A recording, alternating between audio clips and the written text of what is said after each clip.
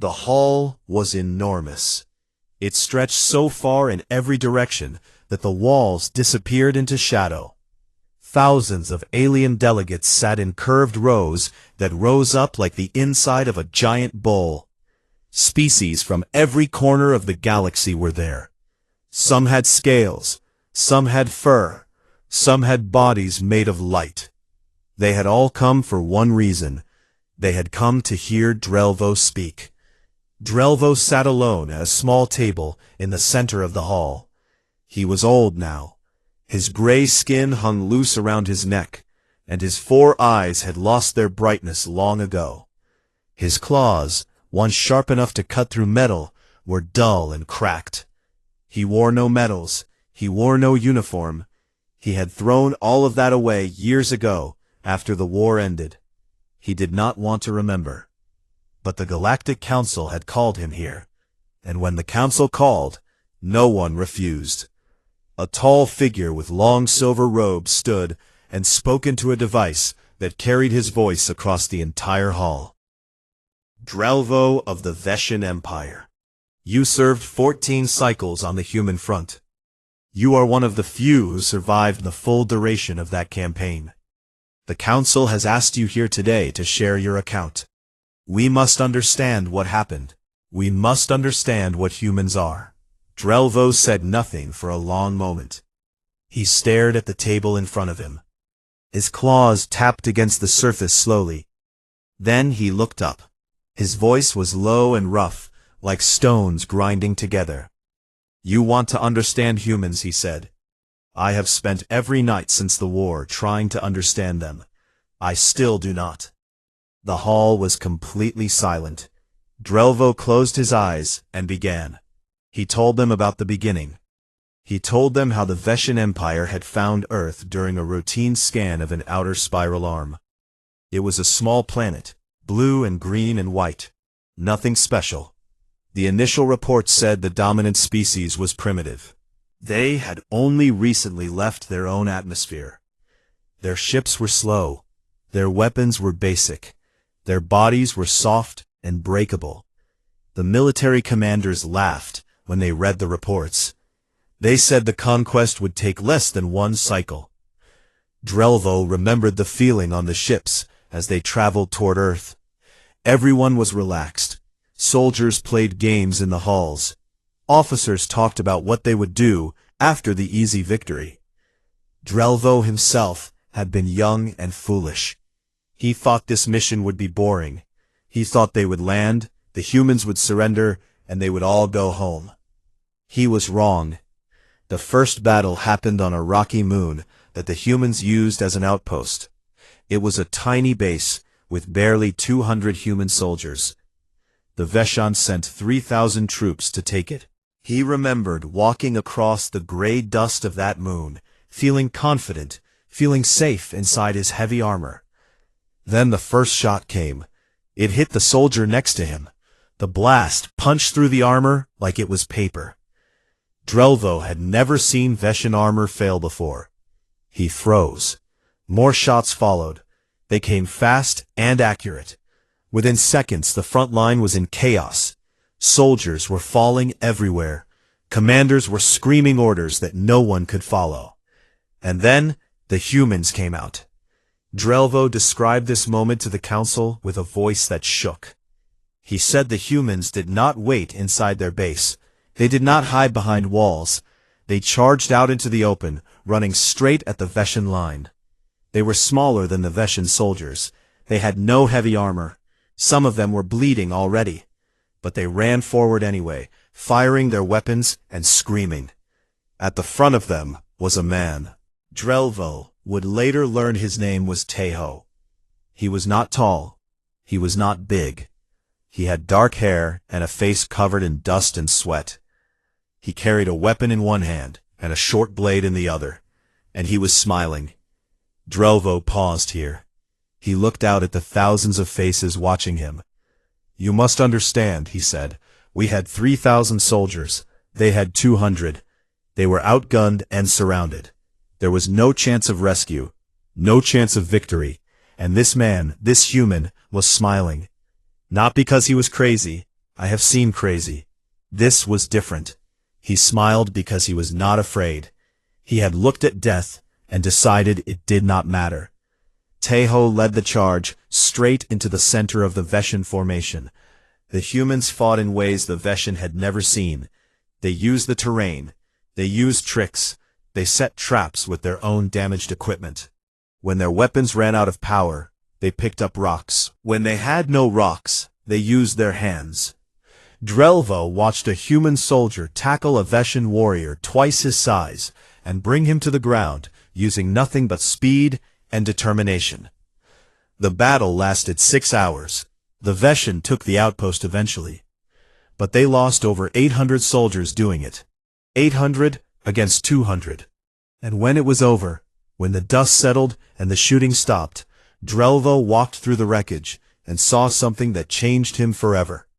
Every single human was dead, all 200 of them. Not one had surrendered, not one had tried to run. They had fought until their bodies simply could not fight anymore. And many of them had fallen facing forward, still moving toward the enemy. Drelvo found Taeho's body near the center of the outpost. He was lying on his back, with his eyes open and that same expression still on his face. Not fear, not anger, something else. Something Drelvo had no word for in his own language. It took him years to find the right word in the human language. The word was defiance. Drelvo looked at the council. That was the first day, he said. That was the very first battle. 200 humans against 3,000 of us. They all died, and we lost 800. After that day, no one on our ships laughed anymore. No one played games in the halls. No one talked about easy victories. He leaned forward. After that day, we were afraid. The hall was so quiet that the sound of Drelvo's claws tapping on the table echoed off the distant walls. A delegate from one of the younger species raised a trembling hand and asked, "Was it always like that?" Drelvo looked at him with all 4 of his tired ancient eyes. "No," he said softly. "It got worse." And the hall shifted in their seats, because Drelvo was not done. He had 4 more stories to tell, and each one was worse than the last. The first battle was just the introduction. The war had lasted 14 cycles, and in that time, Drelvo had seen things that broke every rule he thought the universe had. He had seen humans do things that should have been impossible. But that was for later. For now, the memory of Taeho's smile was enough. It sat in the silence of the hall like a ghost, and every delegate in that enormous room felt a small, cold feeling settle in their chest. Drelvo drank from a small cup of water before he continued. His throat was dry. It was always dry when he talked about the war.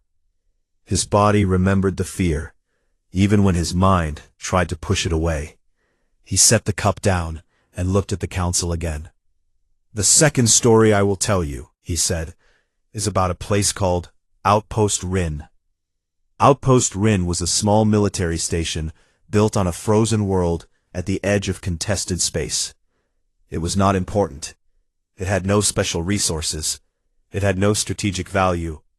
The Veshin command had marked it for destruction simply because it existed. The plan was simple. Send an overwhelming force and wipe it off the map in a single day. The Veshin sent 5,000 soldiers. Drelvo was among them. By this point in the war, he had already fought in several battles, and he had learned to respect the humans. But the commanders above him had not. They still believed that enough numbers would solve any problem. They still thought of humans as small and weak and temporary. Outpost Rin was defended by 300 human soldiers under the command of a woman named Subin. Drelvo had never met Subin in person. He only ever saw her through the scope of his observation device during the siege. She was a small woman with short black hair and a calm face. She moved through the outpost like she was walking through a garden. While explosions shook the walls and dust rained from the ceiling, she walked. She never ran. She never raised her voice. She gave orders quietly, and her soldiers followed every single one without question. The Veshan attacked on the first morning. 5,000 soldiers advanced across the frozen ground toward the outpost walls. The temperature was far below freezing. The wind cut through armor. Drelvo remembered his fingers going numb inside his gloves. The Veshan were not built for cold. Their blood moved slowly in low temperatures. Their reflexes dulled. Their aims suffered. The humans did not seem to care about the cold at all. The first attack lasted 4 hours. The Veshan pushed hard. They reached the walls. They even broke through one section on the eastern side. But Subin had prepared for that. She had placed traps inside the corridors. She had rigged broken equipment to explode. She had positioned her soldiers in small groups that could move fast and hit hard from multiple directions. The Veshan who entered through the breach walked into a nightmare. They were cut down in minutes. By the end of the first day, the Veshan had lost over 600 soldiers. They had not taken a single room inside the outpost. The commanders ordered a second attack the next morning, and a third the day after that. Each time, Subin's soldiers held. They were running low on ammunition. They were running low on food. Their medical supplies were almost gone. But they held. Drelvo told the council about something that happened on the fourth night. The Veshan had pulled back to regroup. It was quiet. The wind howled across the frozen plains, and the temperature dropped even further. Drelvo was sitting in a trench, wrapped in thermal blankets, shivering, and then he heard something. Singing. It came from inside the outpost. The humans were singing. 300 soldiers, trapped and surrounded, slowly dying from wounds and hunger and cold, and they were singing together. Drelvo did not understand the words. He did not know the melody. But the sound of it traveled across the frozen ground and reached every Veshan soldier in every trench and every bunker. It was not a war song, Drelvo told the council. I expected a war song, something loud and angry. But it was soft. It was gentle. Some of them were harmonizing. I later learned it was a song from their homeland, about longing for the people they loved. He paused. 5,000 of us sat in the dark and listened to 300 of them sing about home. And I felt something I had never felt before in any battle. I felt ashamed. We were the invaders. We had come to their space. We had attacked their worlds. And these people, these small, soft, breakable people, were dying far from everything they loved because of us. The siege continued. Day 5, Day 6, Day 7. The Veshan kept attacking. Subin's soldiers kept fighting. They ate the Veshan field rations they took from fallen enemies. They melted ice for water. They bandaged their wounds with torn clothing. They built barricades out of broken furniture and dead equipment. On the 8th day, something remarkable happened. The Veshan managed to capture a small section of the outpost. Inside, they found 3 wounded human soldiers who could not move. The Veshan commander on the ground ordered them taken as prisoners. But before anyone could restrain them, one of the wounded humans pulled out a small explosive device. If we go, she said in broken Veshan, we take this hallway with us. The Veshan soldiers backed away. They left the hallway. They sealed it off and never entered it again. 3 wounded humans held an entire section of the outpost with nothing but a single explosive and the willingness to use it. Drelvo shook his head slowly as he told this part. That is what you need to understand about humans, he said. They do not calculate war the way we do. We think about numbers. We think about odds. We think about acceptable losses. Humans do not think this way. Every single one of them fights as if they are the last one standing. Every single one of them is willing to die. And that makes every single one of them dangerous. On the 9th day, the Veshan brought in heavy bombardment vehicles. They began shelling the outpost from a distance. The walls crumbled. Entire sections collapsed. Fires broke out. The temperature inside the outpost rose and then dropped again as sections were torn open to the freezing air. Subin pulled her remaining soldiers into the deepest part of the outpost, the underground tunnels. The Veshin had not known about the tunnels. Subin had dug them during the first 2 days of the siege, using hand tools and bare hands. 300 soldiers had dug an entire tunnel network under the outpost, while fighting a war above ground. The Veshin entered the ruined outpost on the 10th day, thinking the battle was over. They were wrong. Subin's soldiers came up through the tunnels behind them. They attacked from below, from the sides, from everywhere. It was chaos. The Veshin could not tell where the attacks were coming from. They panicked. They fired at shadows. They fired at each other. On the 11th day, rescue ships arrived for the humans. Subin had been sending distress signals since the first day, and finally, help came. Veshin scanners detected a fast human fleet approaching from the outer system. The Veshin commanders ordered a full retreat. 5,000 Veshin soldiers retreated from 300 humans. Drelvo told the council the final numbers. The Veshin lost over 2,000 soldiers in 11 days. The humans lost 112. When the rescue ships landed, Subin walked out of the tunnels, covered in dust and blood and ice. She was limping. Her left arm was wrapped in a makeshift sling. She had not slept in 3 days. A rescue officer ran to her and asked for her status report. Subin looked at him with tired eyes and said 4 words. "The outpost still stands." Drelvo repeated those words to the council. He said them slowly, letting each word settle into the silence of the hall. The walls were gone. The equipment was destroyed. Half her soldiers were dead. And she said, "The outpost still stands." Because to humans, an outpost is not a building. It is not a location on a map. It is the people. As long as one of them is still breathing, the outpost stands. A delegate from a large insect-like species raised its forelimb and asked, "Did you ever capture Subin?" Drelvo almost smiled. It was a sad, tired expression. "No," he said. "Subin fought in 37 more battles after Outpost Rin. She survived the entire war. The last I heard, she went home to a small village on Earth and grew flowers." He let that image sit in the hall for a moment. A warrior who had held a frozen outpost against impossible odds, who had outsmarted 5,000 soldiers with tunnels and traps and songs in the dark, now growing flowers in a quiet village. "That is the thing about humans," Drelvo said. "They can be both. They can be the most terrifying thing you have ever faced in battle, and then they can go home and be gentle. They switch between the two like breathing, and you never know which one you are going to get." The delegates shifted uncomfortably in their seats. The hall felt colder than before. Drelvo noticed that the delegates were getting restless. Some of them whispered to each other.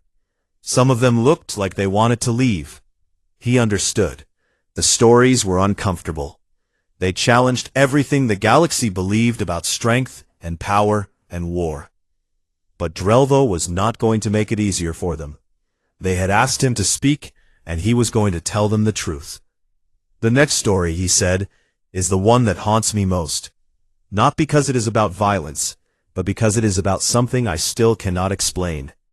It happened during the Battle of Veshin Ridge, a long and brutal fight on a dusty planet with orange skies and thin air. The Veshin had set up a defensive line along a rocky ridge. The humans were attacking from below. It was one of the rare battles where the Veshin had the advantage of higher ground. For 3 days, they held the ridge and pushed back every human assault. On the 3rd day, something went wrong. A Veshin artillery unit made a mistake. They fired on their own position. The explosion tore through a section of the Veshin trench and buried dozens of soldiers under rock and dirt.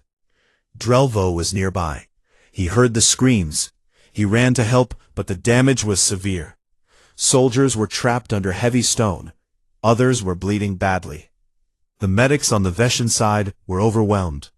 There were too many wounded and not enough supplies. And then the shooting stopped. Drelvo looked down the ridge and saw something he did not believe at first. A single human was walking up the slope. Not running, walking. The human carried no weapon. Instead, the human carried a large bag marked with a red symbol that Drelvo would later learn meant medical. The human had both hands raised in the air. Veshan soldiers pointed their weapons at the figure. Officers screamed orders to fire, but something stopped them. Maybe it was confusion. Maybe it was curiosity. Maybe it was the simple shock of seeing a single unarmed human walking calmly into an enemy position during a battle. The human reached the Veshan trench. He was young. He had a round face and kind eyes, and his hands were steady, even though dozens of weapons were aimed at his chest. His name, Drelvo would later learn, was Ji-Woo. He was a combat medic. Ji-Woo looked at the wounded Veshan soldiers. He looked at the blood and the broken bodies and the soldiers crying out in pain. Then he knelt down beside the nearest wounded Veshan and opened his medical bag. He did not ask permission, Drelvo told the council. He did not negotiate. He did not make demands. He simply knelt down and started working. He started saving our soldiers. The Veshan troops did not know what to do. Their training said to kill the enemy. Their orders said to kill the enemy. But this enemy was on his knees, hands covered in Veshan blood, carefully removing pieces of rock from a Veshan soldier's chest. He was gentle. He was focused. He talked softly to the wounded soldier in a language the soldier did not understand, but the tone was unmistakable. It was the tone of comfort, the tone of someone saying, "You are going to be okay." A Veshan officer marched over and put a weapon against Ji-Woo's head. "What are you doing?" the officer demanded. Ji-Woo did not look up. He kept working. "He is going to die if I do not stop this bleeding," Ji-Woo said in rough but understandable Veshan. "You can shoot me after." The officer stood there for a long moment. Then he lowered his weapon and stepped back. Ji-Woo worked for 3 hours. He moved from one wounded Veshan soldier to the next. He cleaned wounds. He set broken bones. He used his own medical supplies, supplies meant for human soldiers, to save the lives of his enemies. When he ran out of bandages, he tore strips from his own clothing. When he ran out of pain medication, he held the hands of the wounded and spoke to them softly. Drelvo watched all of this from a few steps away. He could not move. He could not speak. He had been fighting humans for 6 cycles by this point. He had seen them do incredible and terrifying things on the battlefield. But this was different. This was something he had no framework to understand. In our culture, Drelvo explained to the council, war is simple. There are enemies and there are allies. You kill enemies, you protect allies. There is no space between these two things. But humans do not see it this way. To Ji-Woo, there were no enemies in that trench. There were only wounded people who needed help. The uniform did not matter. The species did not matter. The fact that those soldiers had been trying to kill him minutes earlier did not matter. Ji-Woo saved 9 Veshan soldiers that day. 9 soldiers who would have died without his help. When he was finished, he stood up. His clothes were soaked in alien blood. His hands were shaking from exhaustion. He looked at the Veshan officer who had pointed a weapon at his head. "They need rest and clean water," Ji-Woo said. "Keep the wounds covered. Change the bandages every few hours." Then he turned around and walked back down the ridge. Every Veshan soldier watched him go. Not one of them fired. Not one of them even raised a weapon. They just watched in silence as a single human medic walked back to his own lines. The battle resumed the next day. Both sides fought hard. Soldiers died on both sides. The war continued as if nothing had happened. Something invisible and permanent had shifted in the minds of every Veshan soldier who had been on that ridge. Drelvo leaned forward and looked at the council with an intensity that made several delegates pull back in their seats. "You want to know why humans are terrifying?" he said. "This is why. It is not just their strength. It is not just their stubbornness. It is not just their willingness to die. It is this ability to be in the middle of a war and still see the enemy as a person. This ability to kill you in the morning and save your life in the afternoon. We could not understand it. We could not predict it, and we could not fight it." He told the council that after the battle, the Veshan officer who had pointed his weapon at Jiwoo filed a report. In the report, he recommended that the Veshan military study human medical practices. He also wrote a single line that became famous throughout the Veshan military. The line said, "We are fighting a species that values life more than victory. I do not know how to defeat this." That report was classified. The Veshan High Command did not want soldiers reading it. They were afraid it would destroy morale. They were right to be afraid. Because the story of Jiwoo spread anyway. Soldiers whispered about it in the barracks. Officers discussed it in private. And slowly, quietly, a question began to grow in the minds of the Veshan military. A question no one dared to ask out loud, but everyone was thinking, "Are we the villains?" Drelvo said this to the council and let it hang in the air. The hall was completely silent. Several delegates looked down at their hands. Others stared at Drelvo with wide eyes.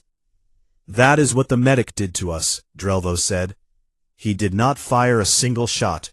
He did not kill a single Veshan soldier, but he did more damage to our war effort than any bomb or any battle. He made us wonder if we were wrong. And an army that questions itself is an army that has already begun to lose."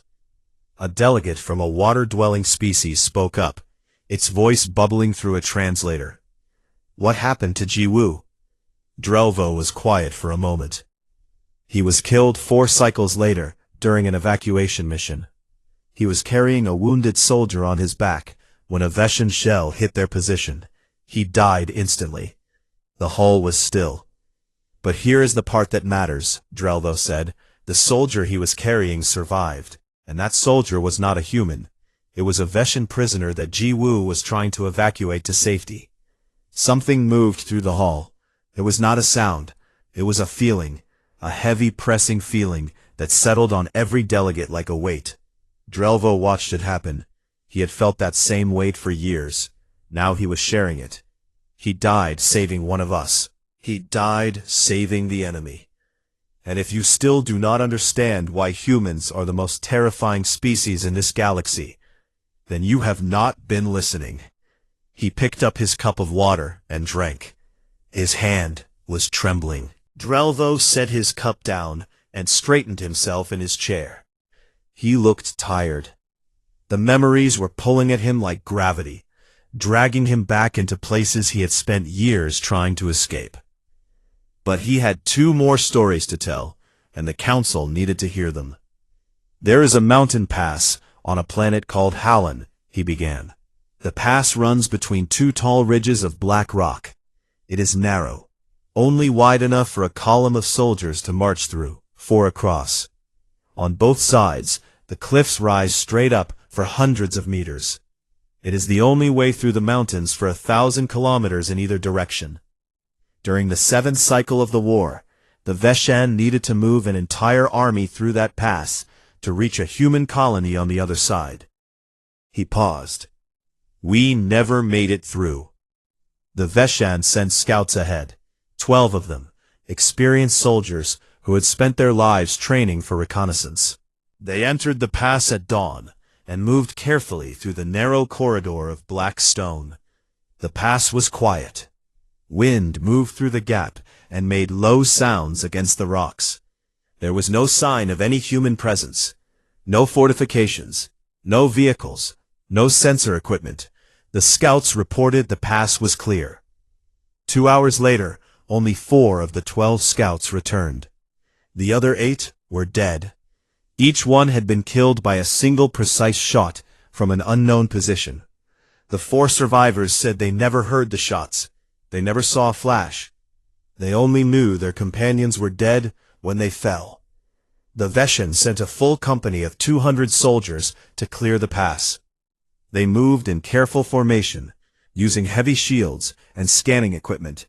They searched every rock, every shadow, every crack in the cliff walls. They found nothing. Then soldiers started dying. One by one, a soldier at the back of the column would fall silently. Then one near the front. Always a single shot. Always a kill. The soldiers would spin around, searching for the source. They would fire at the cliffs, at the sky, at anything that moved. But they hit nothing, because there was nothing to hit. Just rock and wind and silence. In 4 hours, the company lost 43 soldiers. They retreated. The Veshin commanders were furious. They sent drone aircraft to scan the entire pass and the surrounding ridges. The drones found nothing. They sent thermal scanners to detect body heat. The scanners found nothing. They even used deep ground sensors to check for tunnels. Nothing. One sniper, Drelvo said to the council, one single human with a rifle, was holding an entire mountain pass against thousands of Veshin soldiers, and we could not find her. Her name was Hana. Drelvo did not know this at the time. He learned her name much later after the war, when the human military released some of its records. At the time, the Veshin soldiers called her the Phantom. It was not a name of respect. It was a name of fear. The Veshin tried everything. They sent special operations teams trained in counter-sniper tactics. Hana killed them. They sent armored vehicles through the pass, thinking the heavy plating would protect the soldiers inside. Hana did not shoot the soldiers. She shot the vehicles. She targeted weak points in the engines and the steering systems, disabling them in the narrow pass and blocking the road with their own broken machines. They tried sending soldiers through at night, using darkness as cover. Hana switched to a different kind of ammunition that can see heat. She killed 7 soldiers in complete darkness, without missing once. On the second day, the Veshin commanders made a decision. They would bomb the entire ridge. They called in air support and dropped explosive charges along both cliff faces. Rocks tumbled down in great avalanches. Dust filled the pass so thick that no one could see for hours. When the dust settled, the commanders were certain that nothing could have survived. They sent another company through. Hana killed the first soldier who entered the pass. Drelvo described the reaction in the Veshin command center when this report came in. Officers stared at each other. No one spoke. Someone dropped a datapad, and the sound of it hitting the floor was the loudest thing in the room. She survived a full aerial bombardment, Drelvo said. She was still there. She was always there. The Veshin soldiers began to believe that Hana was not real. Rumors spread through the ranks. Some said she was a machine. Some said she was a ghost. Some said the humans had technology that could make a person invisible. The fear spread faster than any weapon could. Officers had to threaten punishment to get anyone to move forward. On the 3rd day, a young Veshin officer named Kelsor volunteered to lead a small team into the pass. Kelsor was brave and clever. He had studied the pattern of Hana's attacks and believed he had found her general location.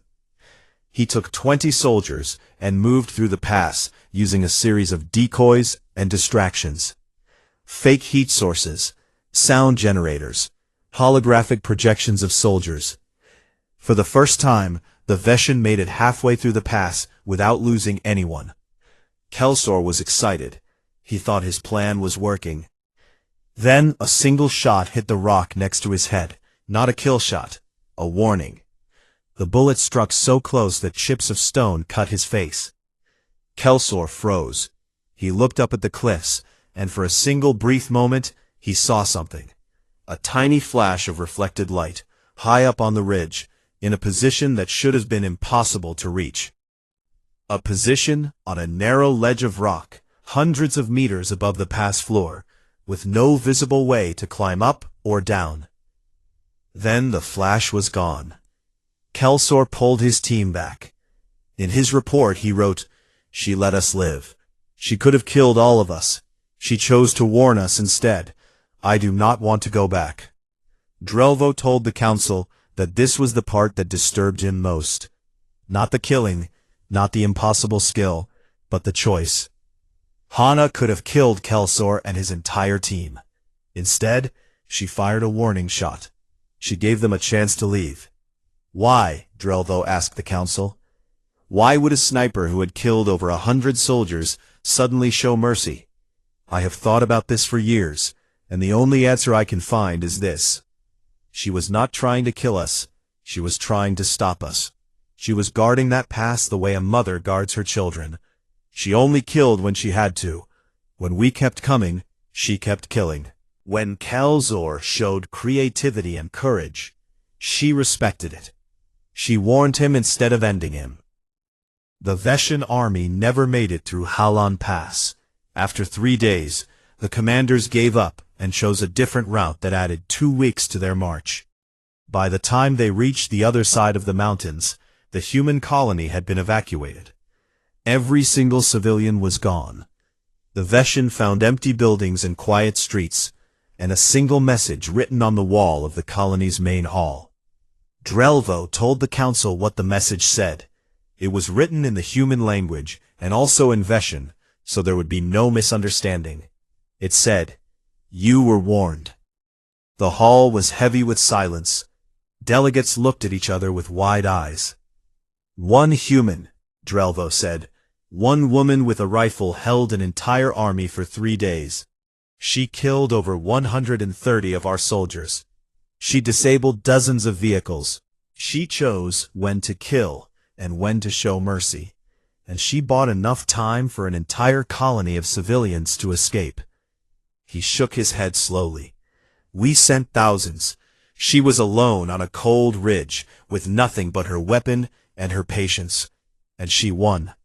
Not because she was stronger than us. Not because she had better technology. She won because she would not leave. She had decided that no one was getting through that pass, and nothing we did could change her mind." A delegate from a tall, thin species with translucent skin spoke in a shaking voice. "Was she ever found, after the war?" Drelvo nodded slowly. The human military gave her their highest honor for what she did at Halan Ridge. The records say she returned home after the war to a small coastal city. She taught young children how to read and write. He let that settle.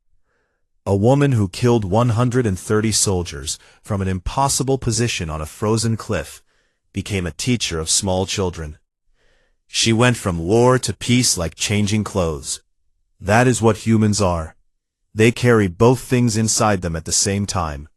The killer and the teacher. The soldier and the gardener. The sniper and the mother. They do not see these things as opposites. They see them as parts of the same whole. Drelvo's voice dropped low. And that is what makes them unpredictable. That is what makes them impossible to defeat. Because you never know which part of them you are going to face. And by the time you find out, it is already too late. The hall had changed. When Drelvo had first sat down at his small table hours ago, the delegates had been curious.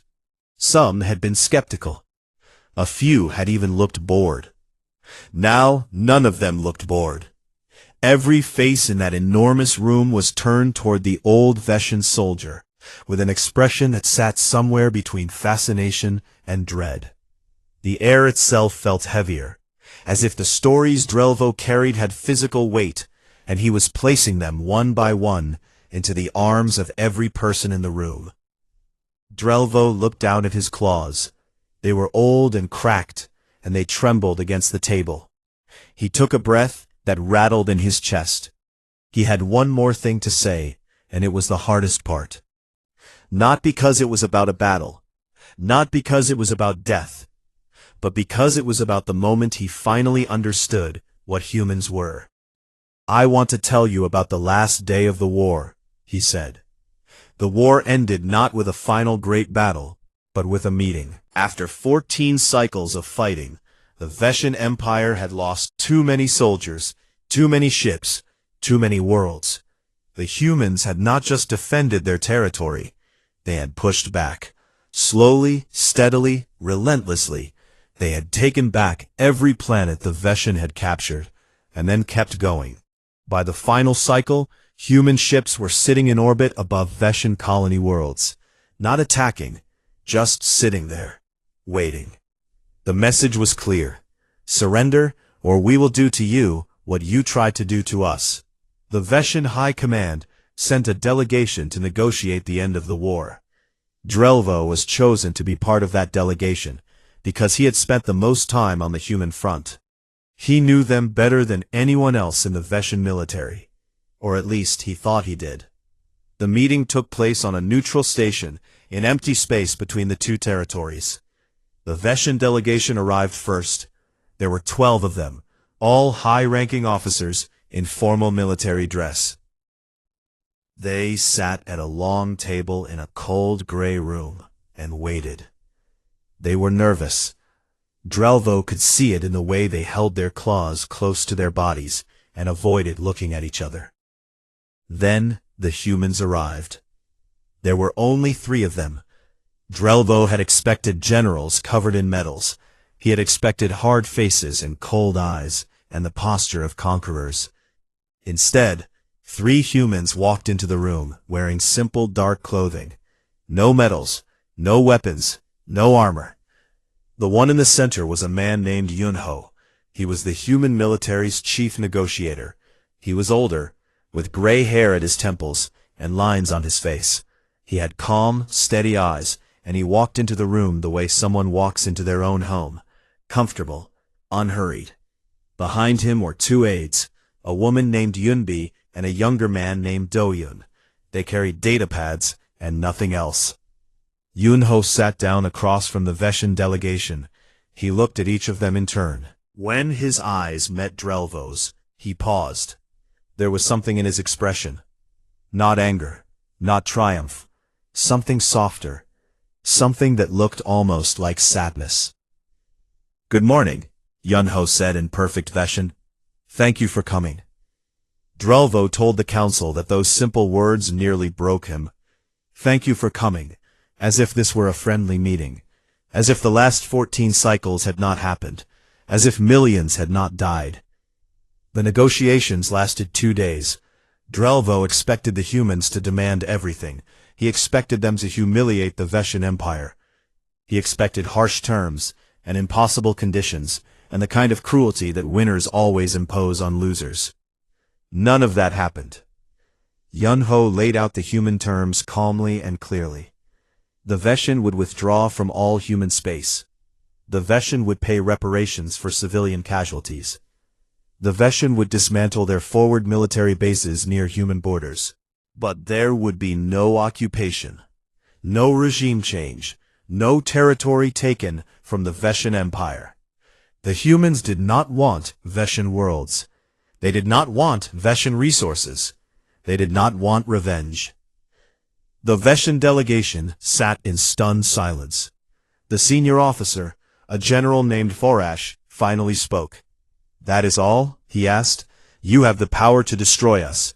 You sit above our worlds with enough firepower to end our civilization, and you ask only for this?" Yunho looked at him with those steady eyes. "We did not start this war," he said. "We do not want to continue it. We want to go home.